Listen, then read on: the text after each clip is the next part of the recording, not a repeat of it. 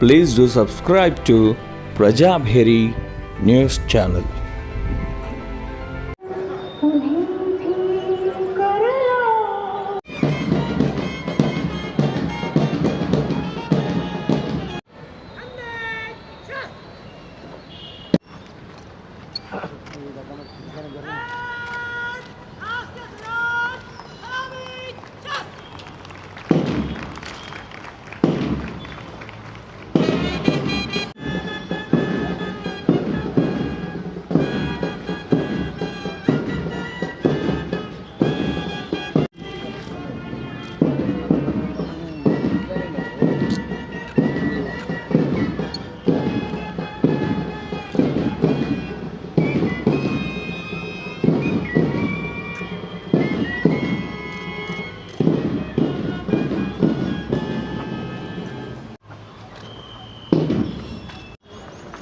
కోసం చేస్తూ ఉన్నారు.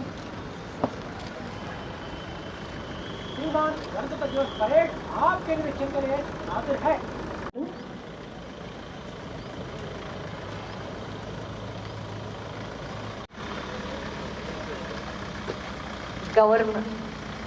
గౌరవ వందనాన్ని సమర్పించడానికి సిద్ధంగా ఉన్నటువంటి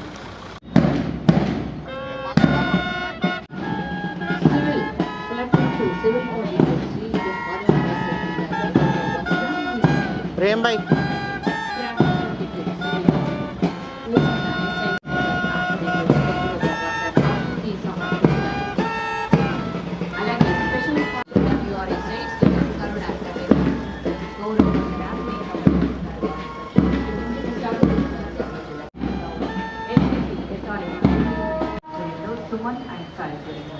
గౌరవ వందనాన్ని సమర్పించడానికి సిద్ధంగా ఉన్నారు.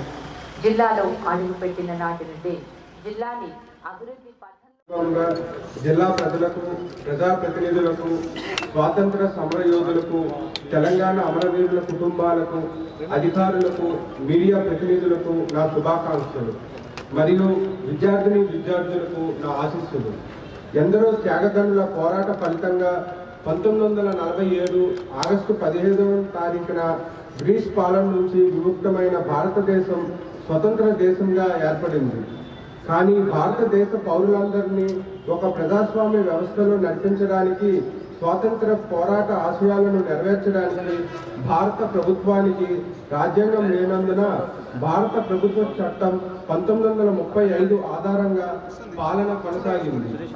దేశ రాజ్యాంగాన్ని రూపొందించుటకు డాక్టర్ బాబాసాహెబ్ అంబేద్కర్ అధ్యక్షతన కమిటీ ఏర్పాటు చేసి దాదాపు 2 సంవత్సరాల పాటు 308 మంది సభ్యులు విపులంగా చర్చించి సవరణలు చేసి అతిపెద్ద ప్రజాస్వామ్య భారత రాజ్యాంగాన్ని రూపొందించడం జరిగింది. భారత స్వాతంత్ర పోరాటానికి నాయకత్వం వహించిన భారత జాతీయ కాంగ్రెస్ 1930లో పూర్ణ రాజ్యం కోసం ప్రకటన చేసి జనవరి 26వ తేదీకి ఉన్న ప్రాముఖ్యంతో ఆ తేదీ నుంచి భారత రాజ్యాంగం అమల్లోకి తీసుకురావాలని నిశ్చయించడమైనది. ఆనాటి నుండి అనగా జనవరి 26, 1950 నుంచి బ్రిటిష్ కాలం నాటి భారత ప్రభుత్వ చట్టం 1935 రద్దై మన రాజ్యాంగం అమల్లోకి వచ్చింది. దినోత్సవం సందర్భంగా దేశంలోని అన్ని ప్రాంతాల ప్రజలకు సమాన అవకాశాలతో, ప్రాథమిక హక్కులతో తారతమ్య భేదాలు లేకుండా జీవనం సాగించాలని, అభివృద్ధి ఫలాలు అందరికీ అందించాలని శ్రీ బాబాసాహెబ్ అంబేద్కర్ గారు మన రాజ్యాంగాన్ని రూపొందించిన సందర్భంగా వారిని స్మరించుకోవడం మన బాధ్యత. శ్రీ రేవంత్ రెడ్డి గారు గౌరవ ముఖ్యమంత్రి వర్యులుగా డిసెంబర్ 7, 2023 నాడు ప్రమాణ స్వీకారం చేసి తెలంగాణ రాష్ట్రంను అభివృద్ధిలో ప్రపంచంలో పోటీ పడేలా ప్రజలకు పారదర్శకమైన ప్రజాపాలన చేపట్టడం ద్వారా ప్రజల ఉద్యమ ఆకాంక్షలను, ప్రజా సంక్షేమం నెరవేర్చడమే ఈ ప్రభుత్వ ప్రాధాన్యాలు. ప్రతి అర్హుడికి సంక్షేమ ఫలాలు అందించడం ప్రభుత్వ బాధ్యత. సమాజంలోని అన్ని వర్గాలకు స్వేచ్ఛ, సామాజిక న్యాయం, సమాన అవకాశాలు దక్కాలనే ఉద్దేశంతో సంక్షేమంలో సరికొత్త అధ్యాయాన్ని సృష్టిస్తూ తెలంగాణ రాష్ట్ర ప్రభుత్వం ప్రతిష్టాత్మకంగా ప్రవేశపెట్టిన 6 గ్యారంటీ సంక్షేమ పథకాలైన అభయహస్తం, మహాలక్ష్మి, రైతు భరోసా, ఇందిరమ్మ ఇండ్లు, గృహజ్యోతి, యువ వికాసం మరియు చేయూత పథకాలను ప్రకటించి ప్రజలకు ఇచ్చిన హామీలను నెరవేర్చే కార్యక్రమాల్లో భాగంగా 6 గ్యారంటీల్లో ఇప్పటికే 2 గ్యారంటీ పథకాలను అమలు చేయడం జరిగినది. మహాలక్ష్మి పథకం కింద మహిళలకు ఉచిత బస్ ప్రయాణ సౌకర్యం తెలంగాణ రాష్ట్ర ప్రభుత్వం డిసెంబర్ 9, 2023 రోజు నుంచి మహాలక్ష్మి పథకం ఇది ప్రారంభం జరిగినది. ఈ పథకం కింద మన జిల్లాలో పల్లె వెలుగు మరియు ఎక్స్ప్రెస్ బస్సులలో సగటున రోజుకి 75,000 మంది మహిళా ప్రయాణికులకు ఉచిత బస్సు ప్రయాణం చేస్తున్నారు.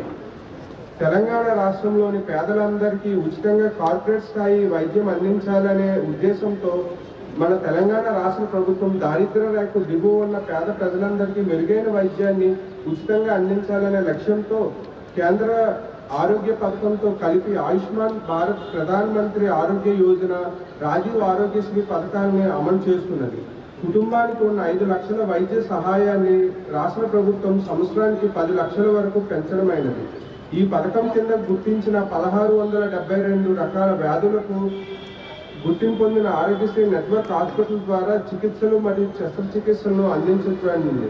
దీనిలో ప్రధానంగా క్యాన్సర్, గుండె, మూత్రపిండాల వ్యాధులు, అత్యవసర చికిత్సలు, చిన్నపిల్లల చికిత్సలు, మెదడు సంబంధిత చికిత్సలు వంటి ఎంతో అత్యవసరమైన చికిత్సలు ఆయుష్మాన్ భారత్, రాజీవ్ ఆరోగ్యశ్రీ ద్వారా ప్రజలకు అందించడం జరుగుతుంది.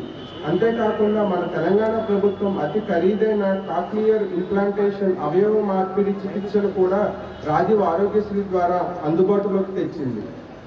జిల్లాలో 22 ఆసుపత్రుల ద్వారా రాజీవ్ ఆరోగ్యశ్రీ సేవలు అందిస్తుండగా రాష్ట్రంలో 483 ప్రభుత్వ ఆసుపత్రులు ఆరోగ్య సేవలు అందిస్తున్నాయి.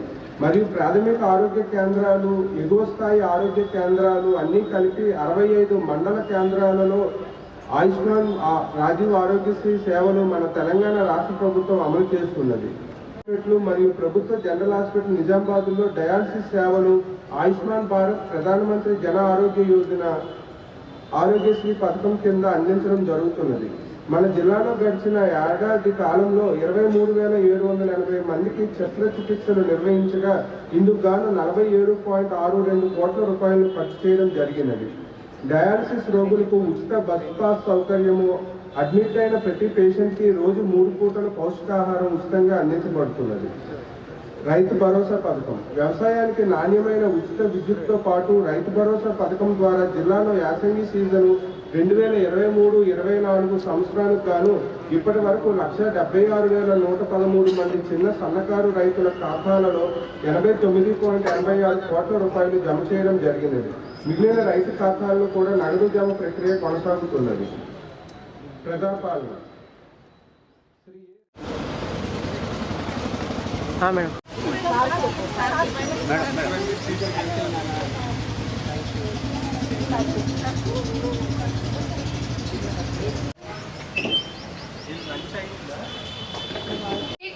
Children's Home, DW.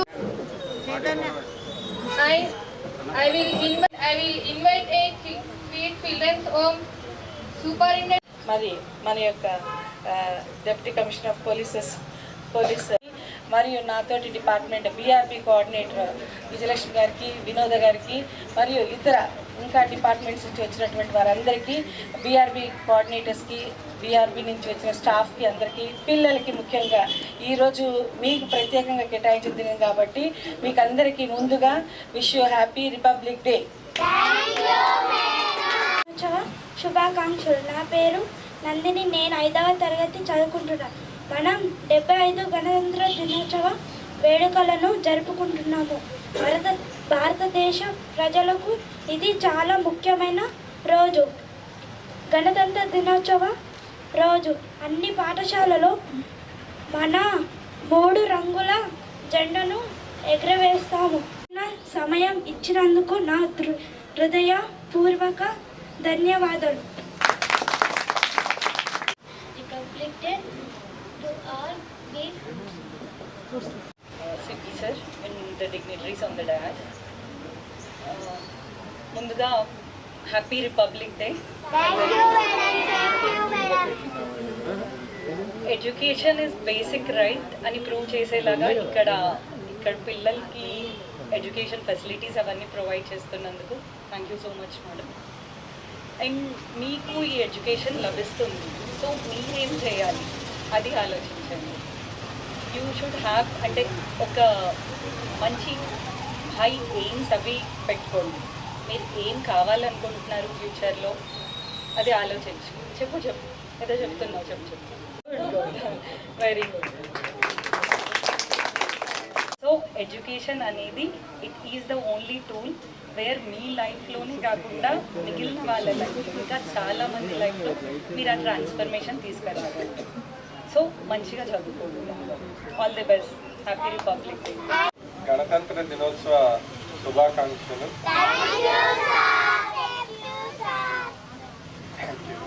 సో మీరందరు కూడా అంటే జీవితంలో మీరు సెమీ ఆర్ఫన్స్ కావచ్చు, అంటే ఆర్ఫన్స్ కావచ్చు, ఒంటరి వాళ్ళు కావచ్చు.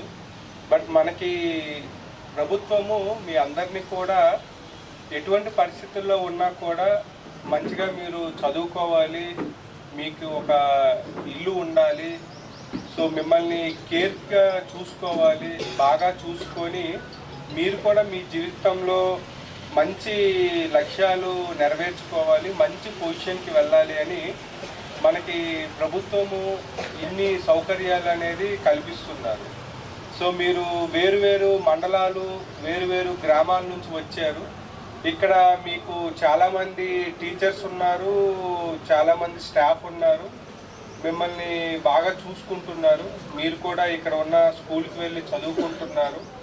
సో మీరు అందరు కూడా జీవితంలో ధైర్యంగా ఉండాలి.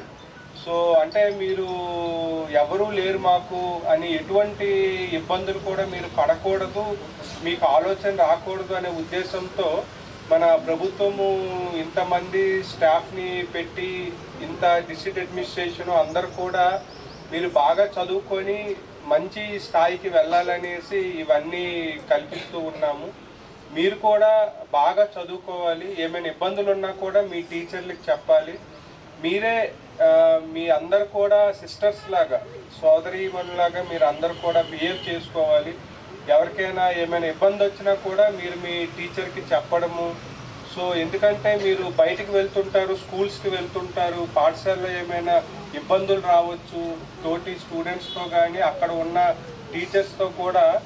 మీరందరు కూడా వీళ్ళకి గుడ్ టచ్ బ్యాడ్ టచ్ నేర్పించండి అందరికి కూడా. సో మీరు మీ పరిసరాల్లో ఎటువంటి ఇబ్బందులు ఉన్నా కూడా మీరు ధైర్యంగా మీ టీచర్స్ ఎవరైతే ఇక్కడ ఉన్నారో వాళ్ళకి చెప్పండి. ఎప్పుడు కూడా మీరు బాధపడకూడదు, అంటే మాకు ఎవరూ లేరు చెప్పుకోవడానికి అన్నట్లుగా ఉండకూడదు. సో ధైర్యంగా జీవితంలో ఉండి మంచి లక్ష్యాల్ని సాధించండి. ఇప్పుడు ఆల్రెడీ DWO గారు చెప్పారు, ఇంజనీరింగ్ చేస్తున్నారు, డిప్లొమా కోర్సెస్ చేస్తున్నారు అని. మీరు కూడా మంచిగా చదువుకొని మంచి ఉద్యోగం సంపాదించి మీరు ఇండిపెండెంట్ ఉమెన్ లాగా బతకాలి. సో మీకు పేరెంట్స్ లేకపోయినా మనకి గవర్నమెంటే మీకు పేరెంట్స్ లాగా ఉండి అన్ని సౌకర్యాలు కల్పిస్తున్నారు కాబట్టి మీరు జీవితంలో మంచి పొజిషన్కి వెళ్ళాలి. మీకు ఏ ఇబ్బంది ఉన్నా కూడా మీరు ఇక్కడ ఉన్న మీ సూపరింటెండెంట్, టీచర్స్, సూపర్వైజర్స్ కూడా చెప్పండి. సో హ్యాపీగా ఉండండి. సో మీరు ఆడుకోండి, ఈ లైఫ్లోనే ఈ టైంలోనే మీరు ఆడుకోగలరు, మా టైంకి వస్తే ఉండదు. సో కాబట్టి మంచిగా ఆడుకోండి, హ్యాపీగా ఉండండి.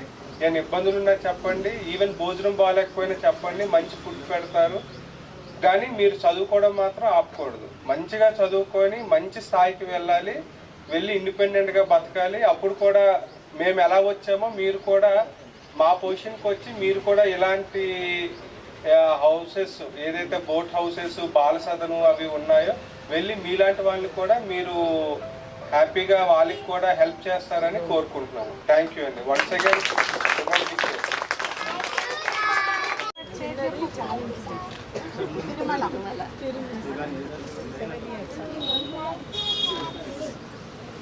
ఫుడ్ బాగానే పెడుతున్నారు, భోజనం బాగుంది. ఏమి టీచర్లు